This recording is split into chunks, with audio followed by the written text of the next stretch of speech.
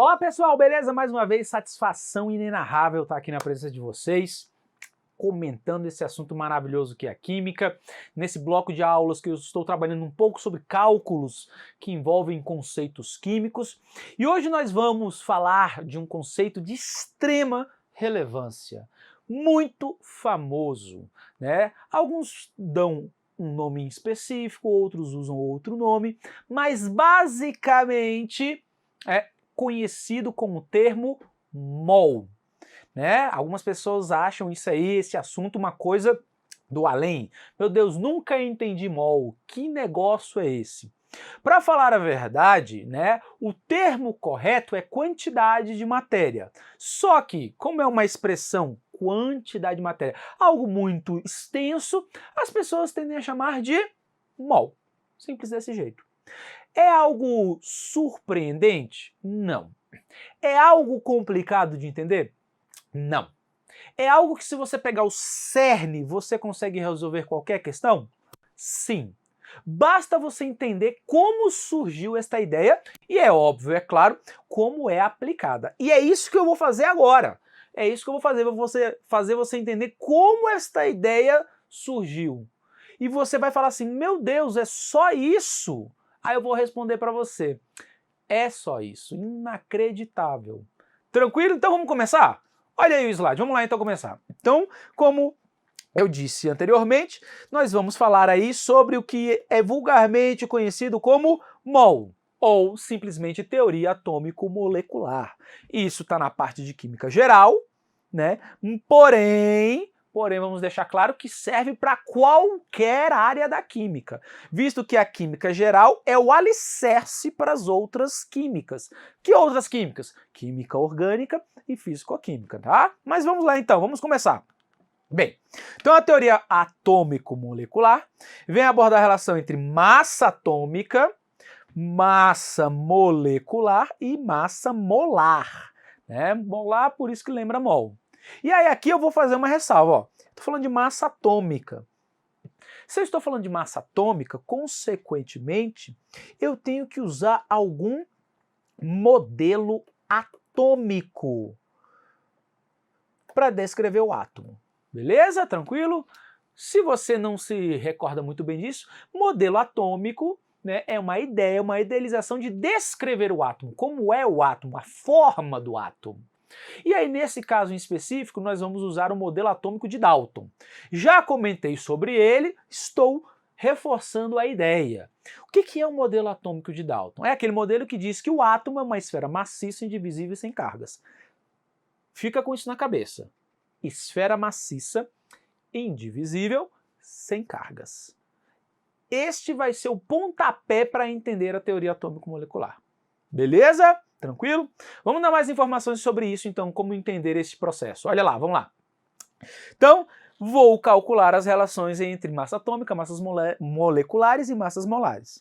Então, dessa forma, serão estudadas grandezas que estão relacionadas com medida de massa e volume. Ó. Quando a gente estudou as leis ponderais, só relacionava massa. Agora, além de relacionar a massa, nós vamos relacionar também o volume.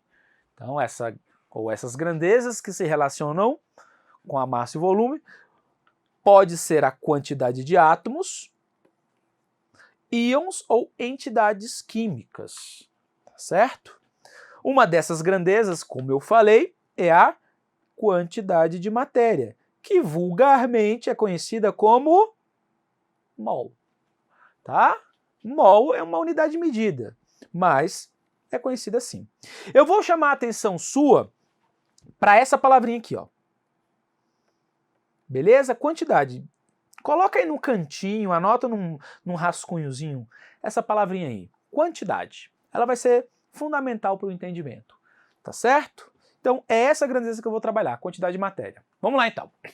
Então, para esclarecer um pouco esta ideia sobre a quantidade de matéria, eu vou usar um exemplo bem simplório, bem fácil, tá? Que exemplo é esse? Então imagine o seguinte, eu tenho alguns tipos de esferas, lembrando que usando o modelo atômico de Dalton, isso indica um tipo de átomo, beleza?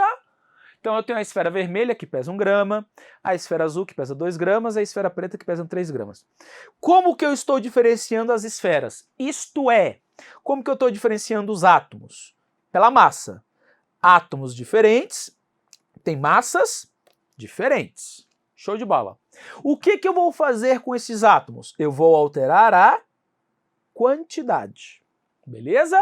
Vou colocar 100 unidades, 200, 300, 400, as unidades que forem necessárias aí. Ó, se lembra a palavrinha que eu pedi para você guardar?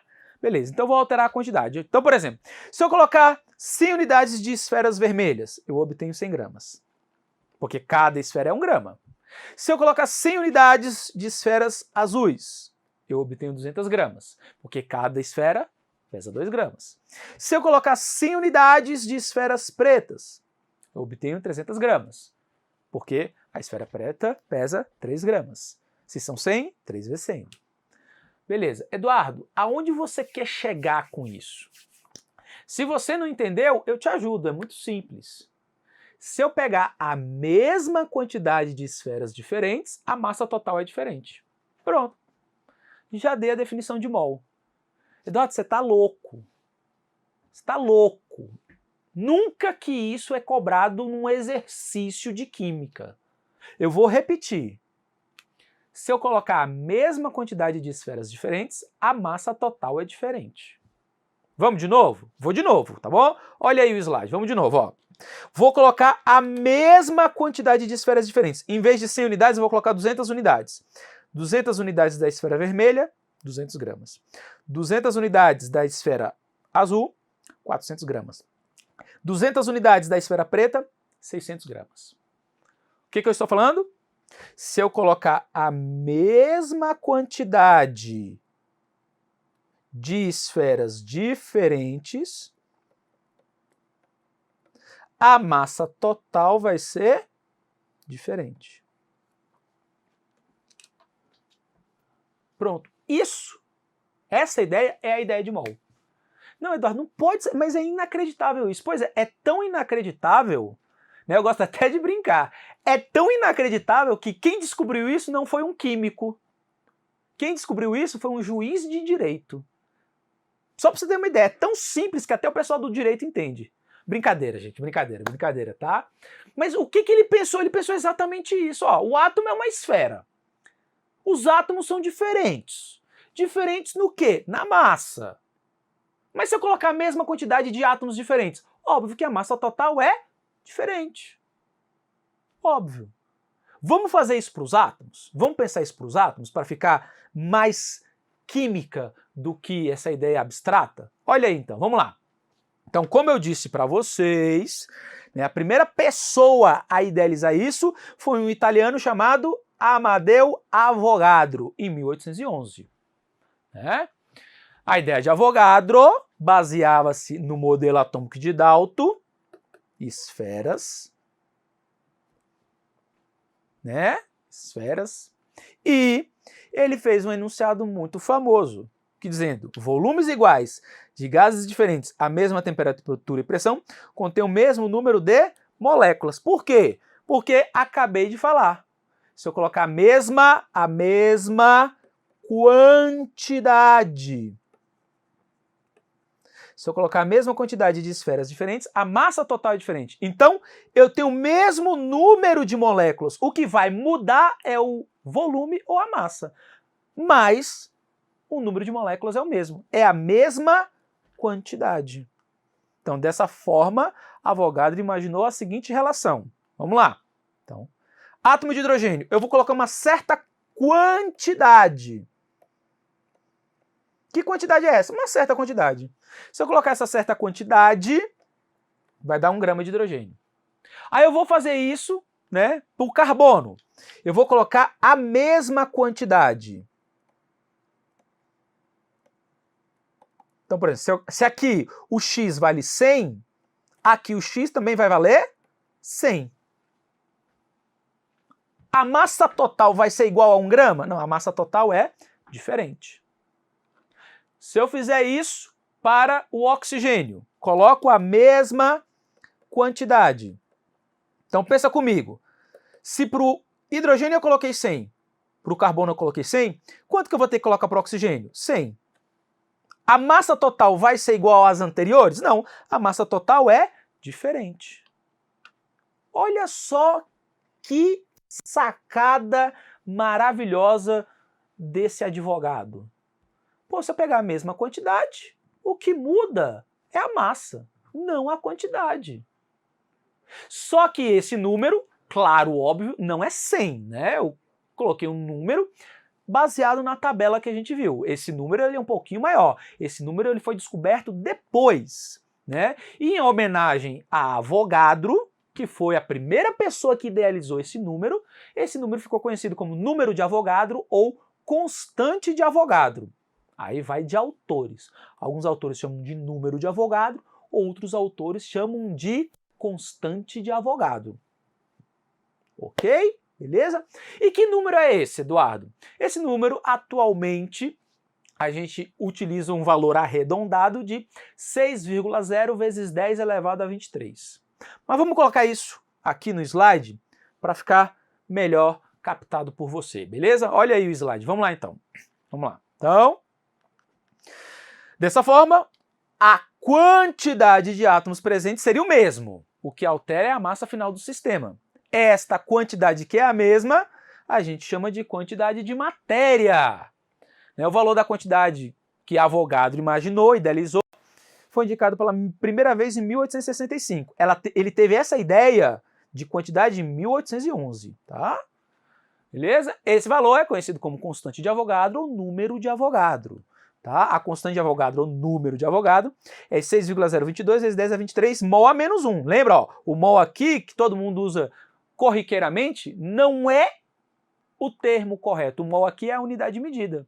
Então, se a gente voltar para aquela ideia que eu discuti anteriormente, se eu colocar, se lembra que aqui em vez de aparecer esse número, aparecia um X vermelho? Lembra disso? Que a gente viu alguns slides atrás? Então, se eu colocar 6,022 vezes 10 a 23 unidades de átomos de hidrogênio, eu tenho 1 grama de hidrogênio, que são as esferas vermelhas.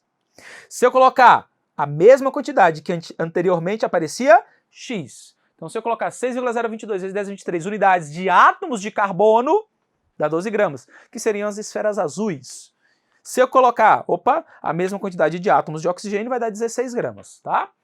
Então, em 1971, o Sistema Internacional de Medida adotou, né, a constante de Avogadro, adotou o nome, e em vez de chamar de constante o número de Avogadro, usou essa palavrinha aqui como uma unidade básica de medida.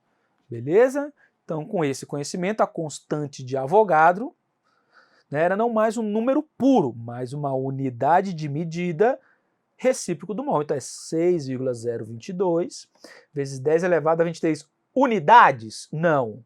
Mol a menos 1. Melhor esse 23 aqui, né? Tranquilo? Beleza? Show de bola? Então, dessa maneira, nós temos o quê? Hidrogênio.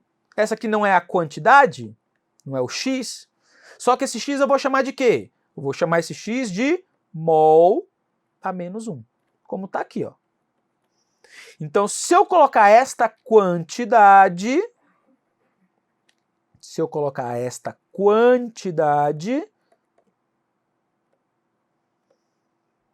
quanto que eu tenho? Se eu colocar essa quantidade, obrigatoriamente eu estou colocando 1 mol. Então, se eu colocar 6,02 vezes 10 a 23 átomos de hidrogênio, eu tenho 1 grama para cada mol, ou 1 grama por mol. O que significa dizer 1 grama por mol? O que significa isso? Significa exatamente essa quantidade. A cada 1 mol, o que é 1 mol? O que é 1 mol? 1 mol é a quantidade. A cada 1 mol, há 1 grama de hidrogênio. Pronto. Isso vai ser a mesma coisa para o carbono, Eduardo? A mesma coisa para o carbono. A cada 1 mol de carbono, existem 12 gramas de carbono.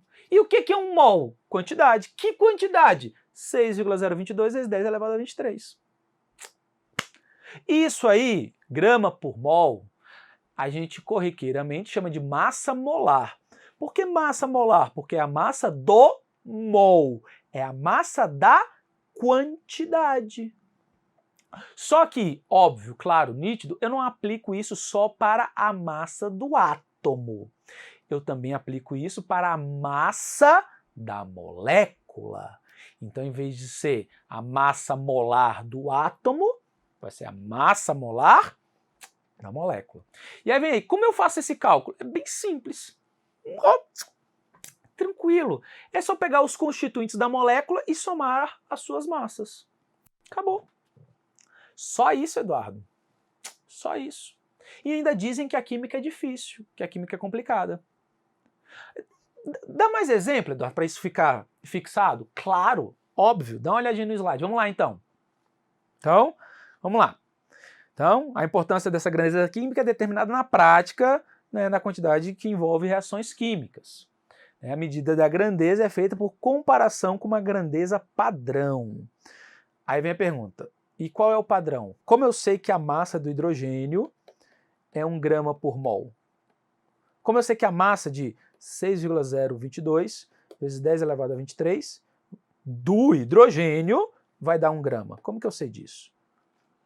Porque, veja bem, olha só. Toda vez que a gente faz uma medida, a gente se baseia, né, numa comparação. Como assim, Eduardo? Vou dar um exemplo, olha aqui para mim. Eu peso 80 quilos. Fechou? Qual o significado disso? O que significa dizer 80 quilos? Que eu sou 80 vezes mais pesado do que 1 quilo. Aí eu vamos filosofar, eu vou mais fundo. O que é 1 quilo? Aí você fala, uai, 1 quilo é 1 quilo. Não. 1 quilo é uma medida arbitrária. Alguém chegou um dia e falou assim, ó, tá vendo essa quantidade aqui que eu tô pegando? Isso aqui é 1 quilo. Aí eu tenho múltiplos e submúltiplos de 1 quilo. A mesma coisa vai acontecer aqui. Beleza, o carbono pesa 12 gramas. Se ele pesa 12 gramas, ele é 12 vezes mais pesado que alguém. Quem é este alguém? Então chegou-se a uma definição que este alguém deveria ser a 12ª parte do átomo de carbono 12. Ou, se você quiser, 1/12 do carbono 12. Eduardo, vai devagar, que você sabe, eu não. Tudo bem, vou colocar aqui uma figurinha para facilitar esse entendimento, beleza? Olha aí o slide então, vamos lá. Então, como eu falei, 65 quilos, você pesa 65 vezes mais que a unidade escolhida, 1 quilo. Para a química, o padrão de massa atômica é você pegar o isótopo de carbono 12 e dividir em 12 unidades. Aí vamos para a figurinha. Tá aqui, ó. Pronto. Eu tenho carbono 12. O que eu vou fazer com carbono 12? Dividir em 12 partes. Dividir em 12 partes. Esta parte, que é 1/12 do carbono 12, vai ser a unidade padrão. Unidade de massa atômica, ou simplesmente U. Unidade padrão. Todos os outros átomos vão se basear na sua massa comparada a essa unidade padrão. Vou pegar um exemplo simples. Eu tenho o isótopo do urânio de massa 238. Isótopo de urânio de massa 238. Qual o significado disso? Que este átomo pesa 238 vezes 1/12 do carbono 12. Quer dizer, ele pesa 238 vezes maior que este pedacinho do carbono. E quanto que vale esse pedacinho? 1. 1 o quê? 1 U, ou 1 unidade de massa atômica. Beleza? Sendo assim, a massa atômica é um número que indica quantas vezes a massa de um átomo é maior, é mais pesada que 1 unidade de massa atômica. Então, um átomo de oxigênio é 16 vezes mais pesado que a fração 1/12 do isótopo de carbono 12. Logo, 1/12 do isótopo de carbono 12 vai dar 1 grama se eu colocar 1 mol. Sacou a ideia? Show de bola isso, né? Isso é lindo, isso é lindo. Então, um átomo de oxigênio é 16 vezes mais pesado que a fração 1/12 do átomo de carbono 12. Se eu pegar 6,02 vezes 10 a 23 átomos de oxigênio, terão 16 vezes mais massa do que 6,02 vezes 10 a 23 frações de 1/12 do carbono 12. 1 grama, 16 gramas. 6,02 vezes 10 elevado a 23 vezes 1/12. 16 é 16 vezes mais pesado, então vai ficar 6,02 vezes 10 elevado a 23 vezes 16 vezes 1/12 do carbono 12. Né? Já que isso aqui corresponde a 1 grama. Beleza? Show de bola? Então, tendo assim a massa molar, massa de um mol de um oxigênio é igual a 16 gramas. Essa relação X vezes maior que 1/12 do isótopo de carbono 12 irá aplicar para qualquer átomo conhecido atualmente. Aí vem o questionamento, às vezes as pessoas perguntam, por que o carbono 12? Por quê? Por que não podia ser qualquer outro elemento? Porque o carbono 12 é o isótopo mais abundante na natureza. De todos os isótopos que nós conhecemos, de todos os átomos que nós conhecemos, esse é o mais abundante na natureza. Então, para diminuir o erro no cálculo, a gente pega aquele que é mais abundante. Simples por isso. Né? Antigamente, o pessoal da física usava como padrão o oxigênio. Só que o oxigênio não é tão abundante quanto o carbono. Adotou-se, então, a ideia do carbono por ser mais abundante. Tranquilo? Beleza? Só para sanar, caso essa dúvida tenha aparecido na sua mente. Fechou? Vamos continuar então, vamos lá. Pronto. Como eu disse, raciocínio semelhante a gente pode aplicar para as moléculas. Molécula é a união de átomos. Os átomos se reúnem para formar moléculas, então a massa dessas moléculas vai ser a união da massa dos átomos. Essa massa da molécula, massa molecular. Por exemplo, C6H12O6. Como que eu faço para calcular a massa molecular? É só você realizar a soma das massas atômicas. Como assim? Aqui vai ficar 6 vezes a massa atômica do carbono, porque são 6 carbonos na fórmula. Aqui vai ficar 12 vezes a massa do hidrogênio, né, do átomo de hidrogênio, a massa atômica do hidrogênio, porque são 12 na fórmula, mais 6 vezes a massa do oxigênio. E aí você tem a massa molecular. Tá? Se for a massa molar, é só multiplicar por 6,02 vezes 10 a 23. Beleza? Então a massa molecular é o número que indica quantas vezes a massa da molécula é mais pesada que 1/12 do átomo de carbono 12. Olha aí, ó. Sendo assim, uma molécula de água, H2O, é 18 vezes. Por que 18 vezes? O hidrogênio é 1, a massa dele, o oxigênio é 16. São 2 hidrogênios, então isso aqui eu vou multiplicar por 2. 2 mais 16, 18. Então, uma molécula de água é 18 vezes mais pesada que a fração de 1/12 do isótopo de carbono 12. Se eu transformar isso para mol, multiplicar por 6,02 vezes 10 a 23, né, vai dar 18 gramas. Tranquilo? Beleza? Show de bola? Bem, a gente está chegando ao fim da nossa aula e eu queria, então, né, mostrar como que isso pode ser cobrado. E, claro, óbvio, né, deixar evidente que você não precisa decorar as massas atômicas, pelo amor de Deus. Isso vem na tabela periódica, tá? Ou ele informa como dados do problema. Tudo bem?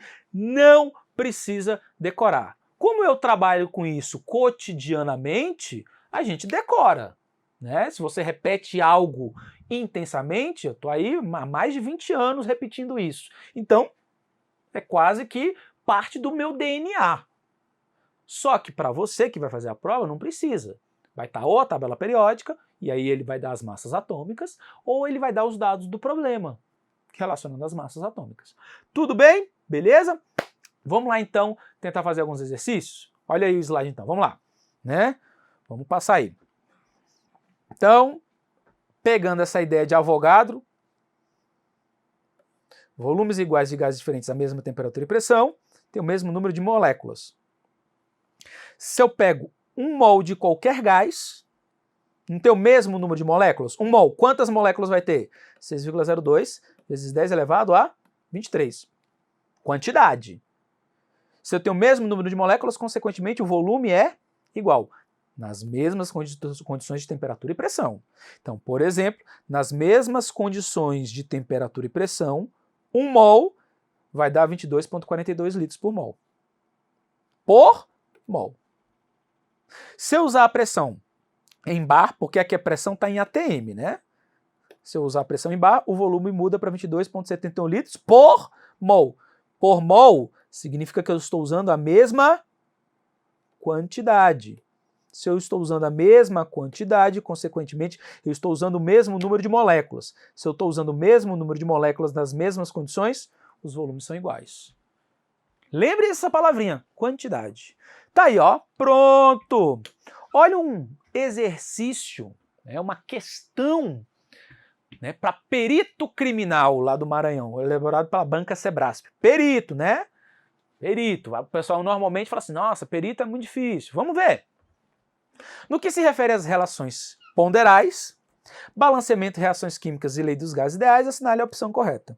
De acordo com Avogadro, volumes iguais de quaisquer gases nas mesmas condições apresentam o mesmo número de moléculas, independente de sua massa. Eu vou botar só um slide. Só um slide. O que está dizendo aqui, ó, na citação de Avogadro? O que está dizendo aqui? Volumes iguais de gases diferentes nas mesmas condições contém o mesmo número de moléculas? Beleza? Beleza, então. Vou voltar então para a questão. Volumes iguais nas mesmas condições? Nas mesmas condições. Apresenta o mesmo número de moléculas? Mesmo número de moléculas. Ah, mas ele colocou independente da massa. Colega, foi o que a gente discutiu hoje. Foi o que a gente falou hoje durante toda a aula. Se eu pegar a mesma quantidade de esferas diferentes, a massa total é diferente. Se eu pegar a mesma quantidade de esferas diferentes, a massa total é diferente. Foi isso que ele disse. Só que, pegando a mesma quantidade de esferas, colocando dentro de um recipiente nas mesmas condições, o volume é o mesmo. Tá aí a resposta. Olha que questão tranquila. Olha que questão fácil. Perito. Perito. Mas eu não estou me dando por satisfeito. Eu quero ver outra. Como que isso aí pode ser cobrado de outra forma? Vamos ver outro exercício? Olha aí. Outro exercício aí. Pronto. Concurso para bombeiro militar aí do Espírito Santo, elaborado pela banca Sebrasp. Bebidas, especialmente ingeridas por esportistas, têm representado importante fatia de consumo. Tais bebidas são soluções isotônicas repositoras hidroeletrolíticas e, portanto, auxiliam na manutenção e preparação física de atletas de todas as modalidades.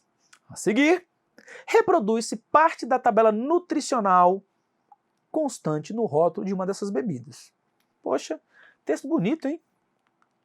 A partir dessas informações, considerando os múltiplos aspectos que elas suscitam, julgue os itens. Então é para dizer se é certo ou errado. Beleza, então.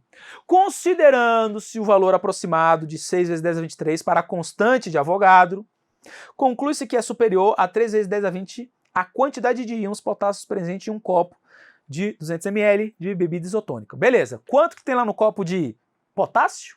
Tá aqui, ó. 25 miligramas. Então, quantidade de íons potássio. Beleza. Vou lá na tabela. Tabela, potássio, símbolo K. Qual é a massa molar, ou a massa atômica, se você quiser, qual é a massa molar do potássio? Lá na tabela periódica, a massa molar do potássio vai aparecer assim, ó, 39 gramas por mol. Falamos isso hoje. Qual o significado disso aqui, 39 gramas por mol? O que isso significa? Significa que a cada 1 mol existem 39 gramas. Mas 1 mol não é a quantidade? Ó, mol aqui, ó, mol, não é a quantidade? Quanto que vale esta quantidade? Você se lembra quanto que vale? Ele te ajudou, ó, essa quantidade vale isso. Então, beleza. Então, se eu colocar 6,0, que pediu para aproximar, né?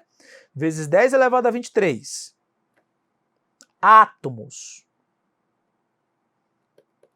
de potássio, ou íons, tanto faz, eu vou obter 39 gramas. Fechou? Mas são 39 gramas que estão dentro da bebida isotônica? Não, ó. Dentro de um copo de 200 ml da bebida isotônica, vou voltar, ó. Dentro de um copo de 200 ml da bebida isotônica tem 25 miligramas. Então, 25 miligramas. Eu vou transformar para grama. Então, vou multiplicar por 10 a menos 3. Em 25 miligramas, quantos átomos ou quantos íons de potássio eu vou ter? X. Pronto. Regra de 3 simples. Regra de 3. Então, o X aqui, né? 39 vezes X é igual a 25 vezes 6 vezes 10 elevado a 23 vezes 10 elevado a menos 3. Lembrando que a ordem dos fatores não altera o produto, né? Tudo bem? Então, o X vai ser igual a 25 vezes 6 dividido por 39 vezes 10 elevado a 20. Por que 10 elevado a 20? Multiplicação de potências de mesma base. Conserva a base e somos expoentes. 23 menos 3, 20. Essa divisão, 25 vezes 6 dividido por 39, né, vai dar um valor, vamos colocar aqui, ó, vai dar um X igual a 3,84 vezes 10 elevado a 20. Então, a quantidade de íons potássio presente na referida bebida é superior a 3 vezes 10 a 20? É superior? 3,84 vezes 10 a 20 é superior. Então, o item está correto. Tranquilo? Beleza? Show de bola? Bem, espero que você tenha entendido. Né? Desejo a todos aí bons estudos. Mais uma vez, ressalvo. Se houver dúvida, não hesite. Manda aqui pra gente no fórum de dúvidas que a gente responde, tá bom? Muito obrigado e até um próximo encontro. Tchau, tchau.